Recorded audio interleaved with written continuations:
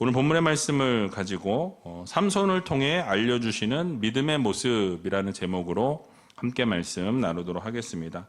우리 옆에 계신 분들에게 오늘 이렇게 인사했으면 좋겠는데요. 하나님의 뜻을 분별하는 성도가 됩시다. 하나님의 뜻을 분별하는 성도가 됩시다. 그렇습니다. 날마다 하나님의 뜻이 무엇인지 분별하시고 하나님의 뜻을 따라 살아갈 수 있는 믿음의 자녀, 믿음의 백성들이 다 되시기 바랍니다. 어느새 여러분 10월의 마지막 주일이 되었습니다. 늘 말씀드리지만 시간이 정말 빠르게 흘러가는 것을 느끼게 됩니다. 2024년을 시작한 지 얼마 안 된 것 같은데 정말로 이제 딱 2달 남았습니다. 여러분이 남은 2달 동안 2024년 시작하실 때 계획하셨던 일들 여러분 잘 마무리하셔서 하나님 앞에 온전한 영광 올려드리는 믿음의 성도님들이 다 되셨으면 좋겠습니다. 특별히 오늘 새생명 대축제의 날입니다. 여러분들이 마음에 품고 있었던 잃어버린 양들과 또 마음에 품은 예비 신자분들을 교회에 꼭 모시고 오셔서 함께 은혜 나누시고 또 놀라우신 하나님의 그 사랑과 은혜를 찬양을 통해 또 간증을 통해 그렇게 만나고 다시 한번 믿음의 결단을 이룰 수 있는 귀한 우리제일교회 모든 성도님들이 다 되시길 주님의 이름으로 간절히 축원드립니다. 자, 오늘은 여러분들이 잘 아시는 사사 삼손에 대해서 같이 살펴보는 시간을 가지려고 하는데요. 여러분 오늘 함께 읽은 본문의 내용을 살펴보게 되면 이 드릴라의 유혹에 이 사사였던 삼손이 결국은 넘어가게 됩니다. 이로 인해서 삼손이 어떻게 되었습니까? 머리털을 밀리우게 되고 그리고 모든 힘을 잃게 되었다라고 오늘 성경은 말씀하죠.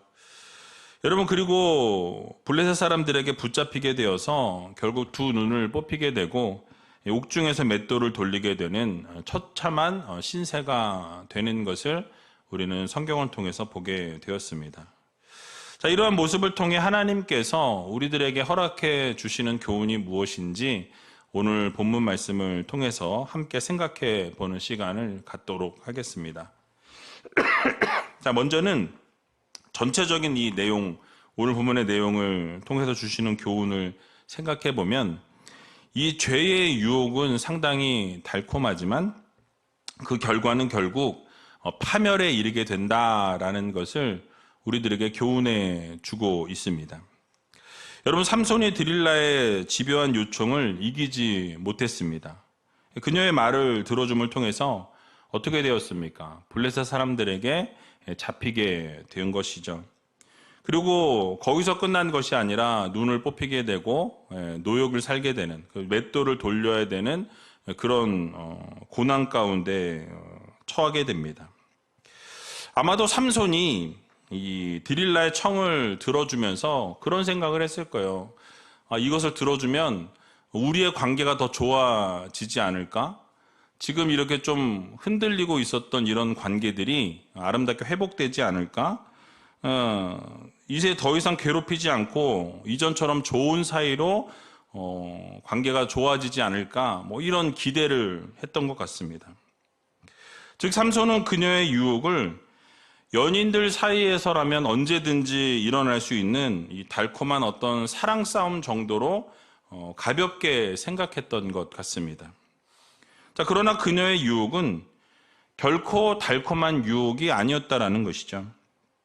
그 뒤에 무엇이 도사리고 있었습니까? 이 천하무적의 영웅 삼손조차도 이 파멸에 이를 수밖에 없는 힘을 다 잃어버리게 되는 강력한 비수가 도사리고 있었다라는 사실이에요. 여러분 오늘 살아가는 성도들에게 주어지는 이 죄의 유혹도 이와 같다라고 생각하셔야 되는 것입니다. 여러분 항상 죄의 유혹은 달콤합니다. 무엇인가 좋은 일이 일어날 것 같고 그 죄의 유혹을 따라가면 즐거운 일이 있을 것 같고 기쁜 일이 있을 것 같죠. 사람을 방심하게 만드는 특성이 죄의 유혹에 있습니다. 그러나 우리가 잊지 말아야 될 것은 무엇이냐면 그 결과를 생각해야 한다라는 거죠. 여러분 그 결과는 참으로 혹독할 뿐만 아니라 우리의 영혼과 우리의 육체를 동시에 파괴할 수 있을 만큼 강력한 파괴력을 지니고 있다는 것을 우리는 반드시 잊지 말아야 할 것입니다. 그래서 잠언 5장 3절에서 5절의 말씀 보니까 이렇게 말씀하죠. 같이 한번 읽어보도록 하겠습니다. 대저 음료의 입술은 꿀을 떨어뜨리며 그 입은 기름보다 미끄러우나 나중은 쑥같이 쓰고 두 날 가진 칼같이 날카로우며 그 발은 사지로 내려가며 그 걸음은 음부로 나아가나니. 아멘. 자, 여러분 뭐라고 말씀합니까? 음녀의 입술이 꿀을 떨어뜨린다라고 말씀해요. 달콤해 보인다라는 거죠. 그런데 결국 그것은 쑥같이 쓰고 이 두 칼날을 가진 것처럼 날카롭다라고 이야기하고 있습니다. 결국 죄의 유혹은 이 달콤한 환상으로 다가오지만 사실은 그게 결국 언제나 우리는 경계하고 우리는 그 죄의 유혹을 멀리해야 한다라는 것을 우리들에게 교훈해 주고 있는 말씀입니다. 여러분 우리가 솔로몬을 생각해 보면 여러분 어떻습니까? 모든 부귀 영화와 모든 영광을 다 누렸던 왕이었어요. 근데 말년에 가서 어떻게 되었습니까? 많은 첩들로 인해서 많은 후궁들로 인해서 이 이방 여인들과의 사랑에 빠지게 되는 것을 보게 되죠. 그래서 하나님을 저어버리고 그 여인들이 믿었던 신들을 섬기게 됩니다. 유혹에 넘어가게 되었다는 거예요. 결국 그 여인들이 요구하는 것이라면 이 약한 범죄라도 거리낌 없이 그런 일들을 저질렀다라는 사실이에요. 그래서 하나님을 노엽게 했을 뿐만 아니라 이제는 그 노엽게 한 것이 중심에는 무엇이 있었습니까? 이방의 신들을 다 예루살렘으로 끌고 들어오는 그러한 잘못된 죄악들을 범했다라는 거예요. 그래서 그 결과 어떻게 되었습니까? 하나님께서 솔로몬에게 주셨던 모든 복을 하나님이 거두어 가시는 것을 보게 되죠. 그래서 축복을 돌이켰을 뿐만 아니라 대적들이 일어나게 되었고 결국은 그에게 속해 있던 나라의 상당 부분이 타인의 손에 넘어가게 하시는 것을 우리는 성경을 통해서 보게 되는 것이죠. 여러분 그렇습니다. 죄의 유혹은 그 당시에는 큰 즐거움을 줄 수 있는 것 같지만 여러분 실상은 유혹에 빠진 이후엔 어떻게 되어집니까? 우리가 패망하게 되고 결국 사망에 이르게 될 수밖에 없다라는 이 사실을 여러분들 모두 마음 깊이 새기시기 바랍니다. 그러므로 성도들은 죄의 유혹을 멀리해야 한다라는 거예요. 죄 가운데 우리가 살아가는 우리가 아니라 죄악을 멀리하고 하나님의 말씀을 가까이 하면서 하나님의 뜻이 무엇인지를 분별할 줄 아는 믿음의 성도들이 되어야 할 것입니다. 그래서 하나님의 말씀을 따라 사는 성도들이 되어야 한다는 것이죠. 그러니까 하나님의 말씀은 사람들의 눈에 볼 때는 어떠합니까? 딱딱해 보인다라는 거예요. 하나님의 말씀은 뭐 해라, 뭐 하지 마라 이런 말씀들을 듣다 보니까 즐거움을 주지 못하는 것 같고 우리를 더 속박하는 것 같은 그런 느낌을 가지게 된다는 거예요. 그러나 그 말씀을 우리가 실제로 따르고 그 말씀대로 순종하고 복종하면서 그렇게 살아가게 될 때에 여러분 결국 그 말씀은 송이꿀보다 단 하나님의 말씀이라는 것을 우리가 깨닫게 되는 것이죠. 그래서 결국 우리의 영혼을 구원해 주실 뿐만 아니라 그 말씀을 따라 살게 되면 하나님께서 허락해 주신 놀라운 복을 우리가 누리게 된다는 것을 여러분들 모두 기억하시기 바랍니다. 그래서 그 안에, 그 말씀 안에 정말 그 말씀대로 행하고 말씀대로 순종하게 될 때 여러분 그 하나님의 말씀으로 인해서 우리가 어떻게 되어집니까? 그 말씀이 우리를 더 자유케 만들어 준다라는 거예요. 하나님의 말씀 안에서 참 자유와 참 행복을 맛보게 된다라는 이 사실을 여러분들 모두 기억하시기 바랍니다. 유혹이 올 때마다 여러분 말씀으로 그 유혹을 이겨내시고 하나님의 말씀이 가라는 곳에 가고 멈추라는 곳에 멈출 수 있는, 그래서 참다운 복을 누릴 수 있는 우이제일교회 모든 성도님들이 다 되시기 바랍니다. 여러분들이 리딩 지저스를 통해서 늘 말씀을 읽고 계시잖아요. 근데 그 말씀을 읽고 그 말씀을 묵상하고 그 말씀을 우리의 삶에 적용하다 보면 결국 말씀이 우리의 삶을 이끌게 되고 그 말씀대로 살아가게 될 때 우리가 참 자유와 참 행복과 참 은혜를 누리게 된다는 것을 여러분들이 아마 알고 계신다고 저는 믿습니다. 그래서 여러분 그렇게 하나님의 말씀대로 순종하고 그 말씀대로 따르며 살아갈 수 있는 저와 여러분들이 다 되시길 주님의 이름으로 간절히 축원드립니다. 자, 결국 드릴라의 이 유혹에 넘어간 삼손은 이제 자신의 약점을 밝히게 되는 것을 우리가 보게 되죠. 오늘 본문 17절 말씀인데요. 같이 한번 읽어보도록 하겠습니다. 삼손이 진정을 토하여 그에게 이르되 내 머리에는 삭도를 대지 아니하였나니 이는 내가 모태에서 하나님의 나시린이 되었음이라.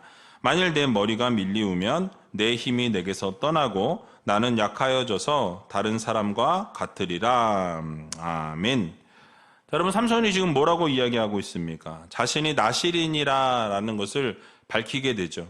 그러니까 태어난 이래로 머리에 삭도를 대지 않았다. 머리를 깎지 않았다라는 거예요. 그러니까 머리를 그래서 밀리우게 되면 보통 사람과 같이 되어진다라고 이렇게 이야기하는 것을 보게 됩니다. 이에 드릴라가 삼손이 잠들어 있을 때 그의 머리를 밀게 되죠. 그리고 확인을 해봤더니 이전같이 힘을 발휘하지 못하는 것을 확인하게 되었습니다. 자, 그러자 드릴라가 어떻게 했습니까? 이 블레셋 방백들에게 한 번만 올라오라고 간청하는 것을 보게 되죠. 바로 오늘 본문 18절 말씀인데요. 같이 한번 18절 말씀 읽어보도록 하겠습니다. 드릴라가 삼손의 진정을 다 토함을 보고 보내어 블레셋 사람의 방백들을 불러 가로되 삼손이 내게 진정을 토하였으니 이제 한 번만 올라오라. 블레셋 방백들이 손에 은을 가지고 여인에게로 올라오니라. 아멘. 자, 이제 드릴라가 이 삼손의 힘이 어디서부터 나오는지를 알게 되었습니다. 그리고 삼손을 팔아 넘기기 위해서 어떻게 했습니까? 블레셋 사람들에게 한 번만 올라오라고 이렇게 부르는 것을 보게 되죠.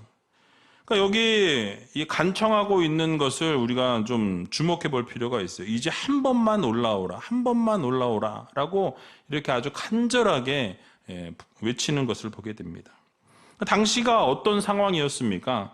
이미 블레셋 사람들이 3번이나 이미 속았던 상황이었어요. 삼손에게 3번이나 속았기 때문에 이제 이 드릴라의 미인계도 통하지 않는구나 라고 생각하고 희망을 접고 그들이 사는 땅으로 다시 돌아갔다라고 성경은 말씀하고 있어요. 그러나 드릴라가 그들이 제시한 돈에 이제 눈이 어두워서 삼손의 사랑을 배신하면서 어떻게 되어집니까? 끝내 삼손의 힘의 비밀을 알아냈다라는 사실이. 그러면서 이제 한 번만 올라오라고 사정사정을 하는 것을 우리는 보게 되죠. 여러분, 그러므로 여기서 그녀가 말한 이 한 번만이라는 이 말은 사실 세상과 타협하여서 순수한 사랑을 팔아 넘기는 말이고 또 사랑과 도리를 저버리는 배신의 말이다라는 사실이. 물론 이와는 상황이 조금 다르지만 이 한 번만이라는 이 단어를 영적인 의미로 우리가 생각해 보고 접근해 보면 여러분 성도들이 하나님을 배신하고 하나님을 저버리고 세상과 타협할 때에도 우리는 이 한 번만이라는 단어를 자주 사용한다라는 거예요. 하나님, 한 번만 이렇게 하겠습니다. 한 번만 이렇게 해주시면 내가 잠깐 하나님을 떠나서 이렇게 하고 다시 돌아오겠습니다. 할 때 이 한 번만이라는 단어를 우린 자주 사용한다라는 거예요. 하나님 한 번만 이렇게 해주시면 이렇게 하겠습니다. 저렇게 하겠습니다. 한 번만, 한 번만. 한 번만 어기겠습니다. 한 번만 빠지겠습니다. 한 번만 이것을 범하겠습니다. 이렇게 하면서 한 번만이라는 단어들을 우리 자주 사용하는 것이죠. 그러니까 세상에 대해서 무언가 미련이 있는 사람들이 자신에게 한 번만이라고 말하기를 서슴지 않는다라는 거예요. 신앙인들 역시 믿음을 떠나서 세상과 타협하면서 범죄하게 되는 이유 가운데 한 가지가 무엇입니까? 대부분 그것이 죄인 줄 알면서도 한 번만이라고 하나님 앞에 이렇게 타협을 하고 세상과 타협을 하는 것을 우리는 보게 됩니다.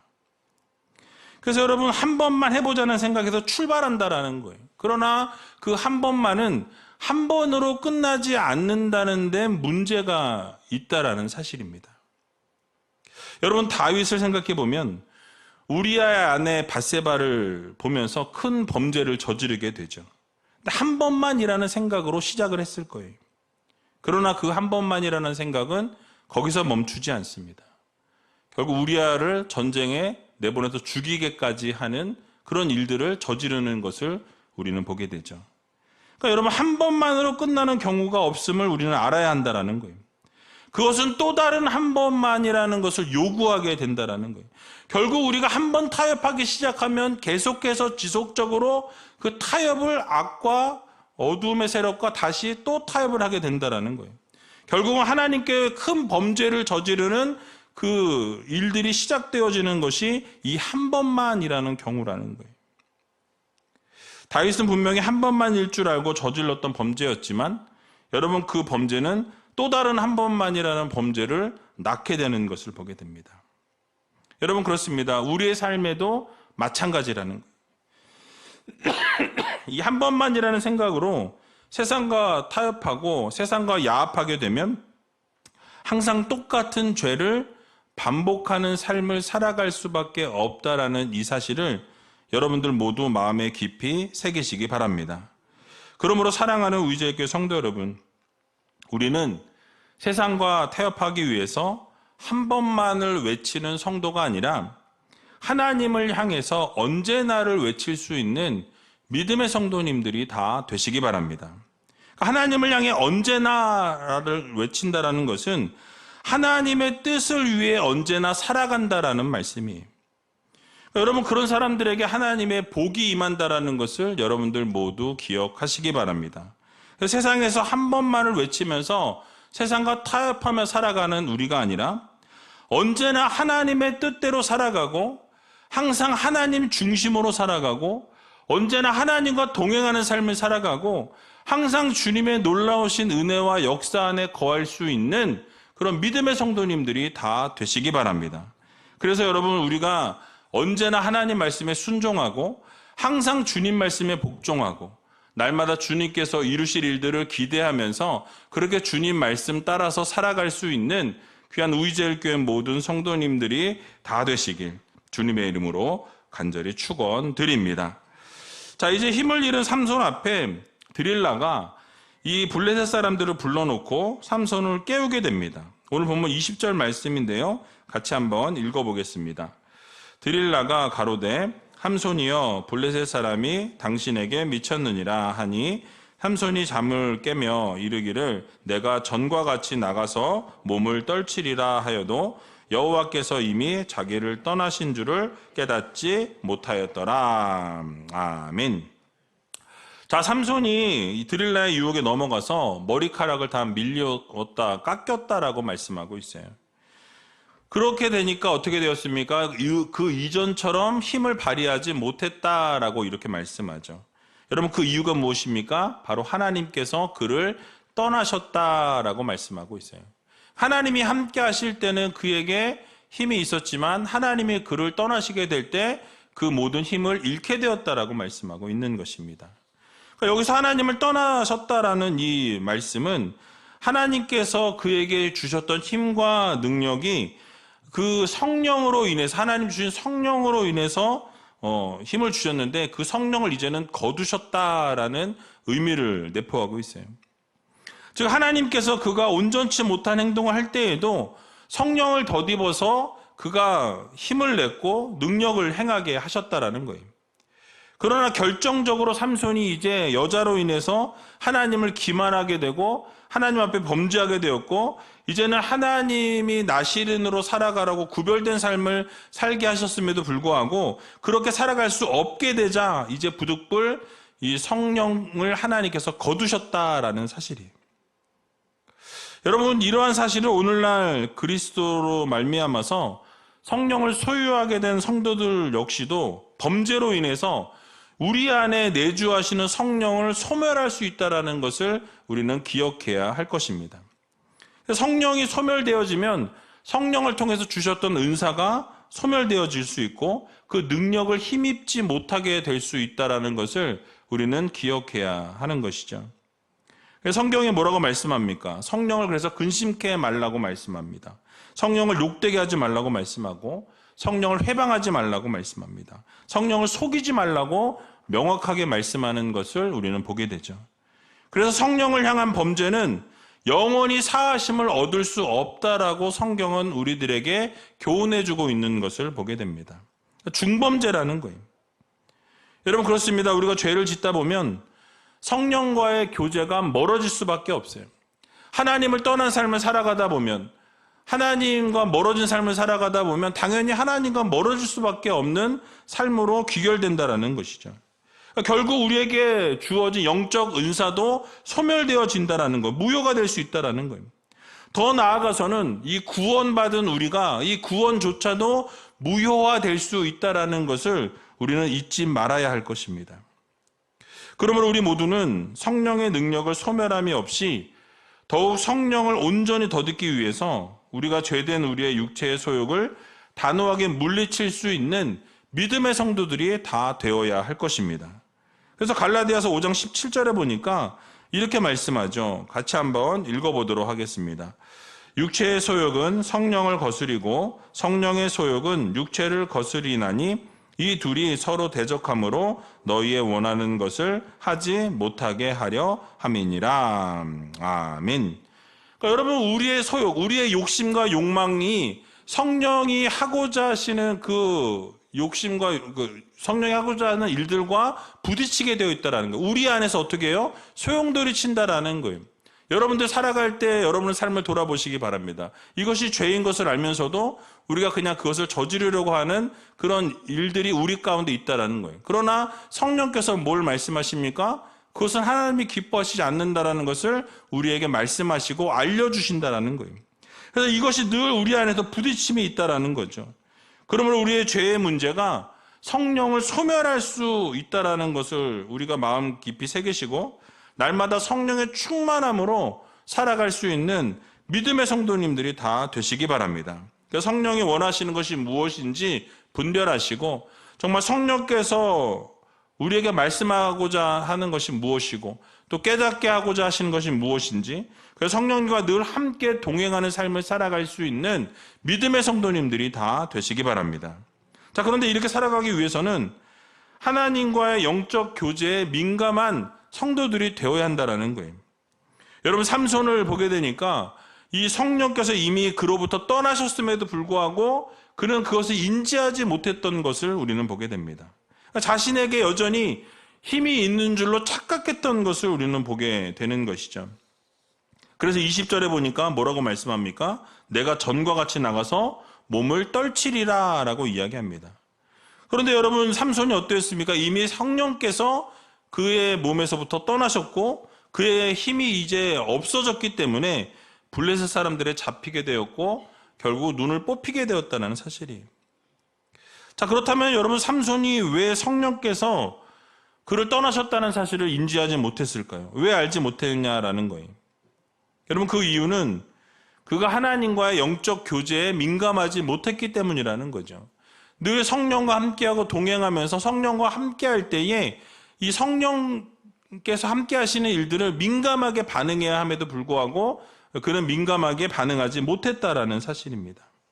그러니까 삼손은 세상과의 교제에만 관심을 갖다 보니까 영적인 감각이 점점 무뎌졌다라는 거예요.